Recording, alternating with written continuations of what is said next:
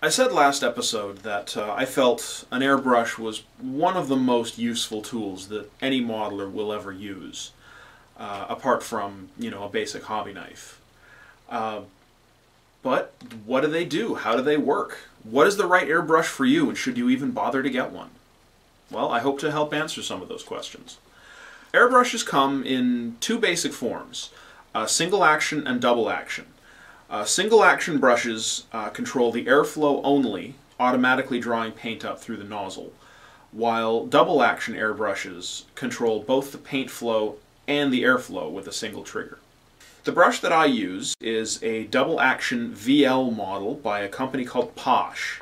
It consists of a main housing, a trigger, a rocker assembly, a needle adjusting sleeve, a locking nut, a return spring, a head, an assortment of color cups and bottles, and 3 different types of needles, needle protecting caps, and tips for wide area coverage, normal use, and fine line use.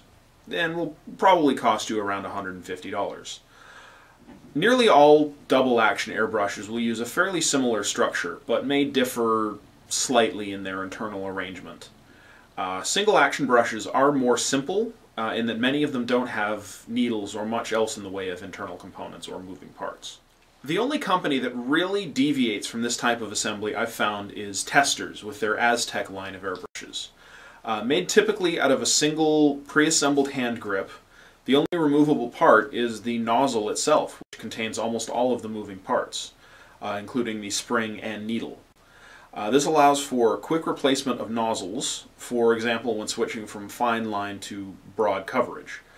Aztec brushes are usually inexpensive and fairly easy to learn, and for a beginner I'd recommend picking up one as a first airbrush over a Posh or Iwata or Badger brush. A higher end set will include the brush body itself, usually 6 different nozzles for a variety of different uses from wide area coverage to fine line work, several different sized siphon bottles or gravity feed paint cups, and will run you around $120 to $150. While a more basic set will include typically 3 nozzles, fewer siphon bottles, and cost around $75 to $100. When it comes to air supplies, there's a lot of options out there. A good compressor is naturally the best way to go, but they can cost as much, if not more, than the airbrush itself does. So for the modeler on a budget, canned airbrush propellant, which is available from most hobby shops, is a convenient alternative. Each can costs around $7 or $8 and will last up to a few hours, usually enough to paint one average size model. But after a while, the cost does tend to add up, and once the can starts to run low, the pressure can get very unpredictable. So an alternative air supply is a wise thing to consider in the long run. I got started with a relatively inexpensive compressor made by Testors for their Aztec airbrush line. Their basic compressor will cost around $150 and will do the job just fine, but you can't vary the air pressure without the addition of a regulator, and there's no reservoir, so the motor is constantly running. A higher end compressor, like the one I currently have, will cost you a fair bit more, but will usually include a regulator, a moisture trap, and have a moderately sized reservoir. If a compressor, however, is not an option, an inexpensive air tank can be a worthwhile alternative. A compact 7-gallon tank might run you between $50 and $75, and most of which have a built-in regulator and can be filled with ordinary compressed air using the same type of coupling as a car tire. And it should last for several hours. Learning how to use an airbrush can take a lot of time and patience. Knowing how to strip, clean, and reassemble your airbrush is essential and should be learned before even attempting to paint your first model. Even after you've learned how it works, don't expect your first model to be a masterpiece. In fact, I'd recommend practicing for quite a while just with plain water in the color cup, learning how to actuate the trigger to vary the airflow and paint flow before putting paint through it for the first time. Once you're comfortable with how it handles, Then, and only then, should you try painting with it for the first time. I'd recommend finding a scrap model or a piece of cardboard or some such to practice on. As I've said, an airbrush functions using compressed air to draw paint up through a nozzle. When working with a double action brush, pressing the trigger down opens the air line. The harder you press down, the greater the airflow, while pulling the trigger back draws the needle back and allows paint to flow. The further the trigger is drawn back, the more paint is allowed to flow. Coordinating your finger to allow the proper amount of airflow and paint flow can be tricky, but with time and practice, it'll become almost second nature. At this point, I should mention that all airbrushing should be done in a very well ventilated area, as paint fumes, especially those from enamel paints, can be very damaging to your lungs. But if you intend to paint indoors, I urge you to invest in a spray booth or exhaust fan of some kind. I used to do all of my painting outside until such time that I could afford an exhaust fan and built my own spray booth around it. But if you have access to an open garage or a patio, that should work just fine. But it is still wise to wear a respirator mask. When you're ready to put paint through your brush for the first time, it's important to remember that most paint out of the bottle is too thick to be sprayed effectively, so it must be thinned before use. Every paint manufacturer produces their own thinner, which is formulated specifically for their paints, but generic enamel thinners can be used for enamel paints and likewise for lacquers. Acrylic paints, like Tamiya brand, being water-based, can be thinned with ordinary water, but for consistency's sake, I personally prefer to use their own brand of thinner. Well, enough talk. Let's finally put some paint through this thing. I'm using the body of my Camaro model and some flat black paint to provide some contrast so you can really see how it works as it's being sprayed. First step is to thin the paint. I'm using Tamiya paint, so I'm using Tamiya thinner as well. And if you add a little bit at a time, stirring constantly to ensure a thorough mix until the paint reaches the consistency of milk. I find a ratio of about 2 parts paint to 1 part thinner is usually pretty accurate, but there is a little bit of wiggle room in there as well. It doesn't have to be exactly precisely perfect. If you're working with a compressor with a variable pressure regulator, turn the compressor on and then set the pressure at around 15 psi. Then grab your airbrush and pull the trigger, drawing it back slowly until the paint starts to spray, ensuring that the brush is working and that the paint was thinned properly. Now you're ready to actually paint the model. The actual technique to painting with an airbrush is quite simple. When covering a large area, there are only a few things to remember.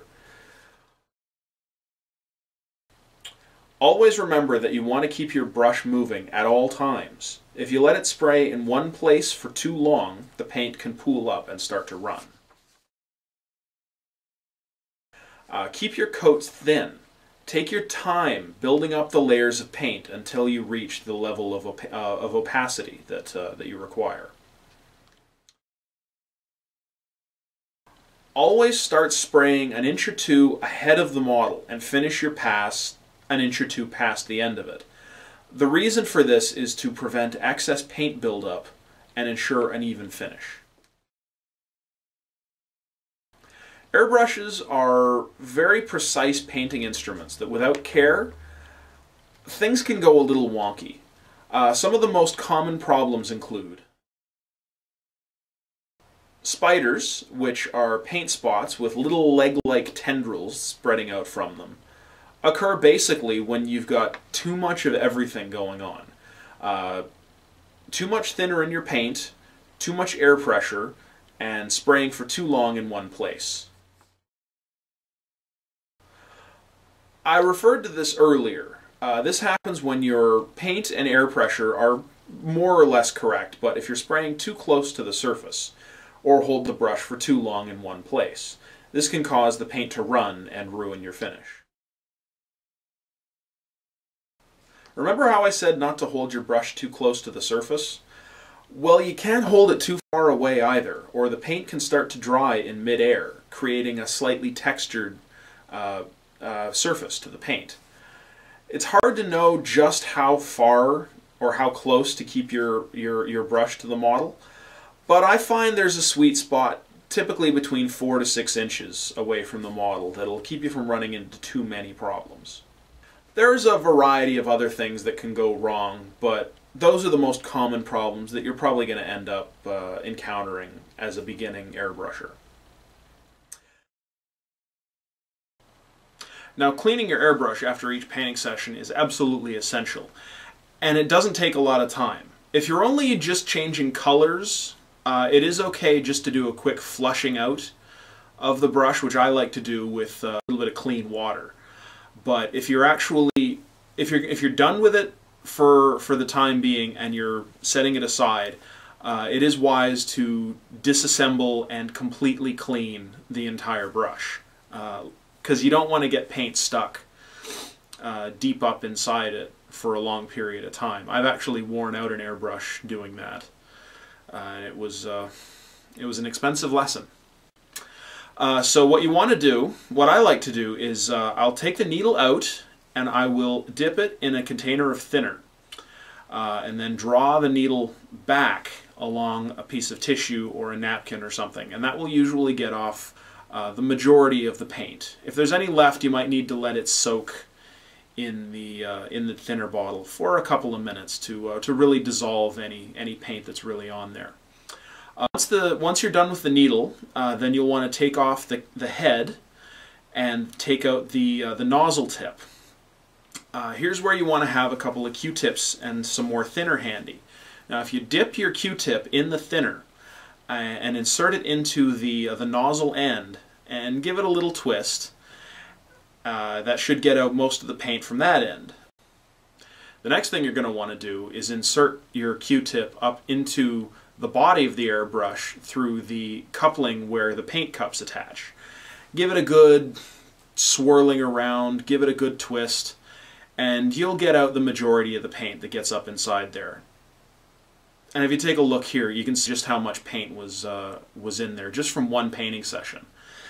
And if you let that stuff collect, it can actually affect the color of your paint the next time you try to use it. If you're painting with white and you've got a little bit of black stuck in there, it can actually make your paint come out gray. It won't be significantly noticeable, but it can happen. Once you're done with all your cleaning, then you'll want to put everything back together just to make sure that you don't lose anything. Now, I'm not saying that an airbrush is a mandatory tool for every modeler. Some modelers hate them. I know a couple who can produce amazing finishes using nothing but a paintbrush. But I find that for myself, it is an indispensable tool that I really couldn't live without. So now that we've gotten all of this out of the way, it's time to start putting all of these tools to use. Join me next time and we'll get started on the build-up project. Thank you everyone out there for watching, and happy modeling.